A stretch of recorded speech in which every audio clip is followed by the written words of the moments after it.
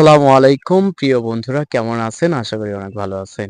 তো আমি এখন এসেছি হিরো নানার সাথে দেখা করার জন্য। আপনাদের সুপরিচিত একজন ব্যক্তি, আপনাদের পরিচিত একজন মুখ হিরো নানা।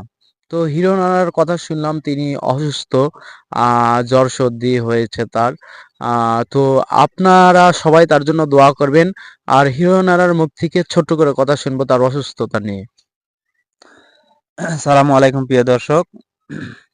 আমি একটু হালকাভাবে অসুস্থ। আপনারা দোয়া করবেন।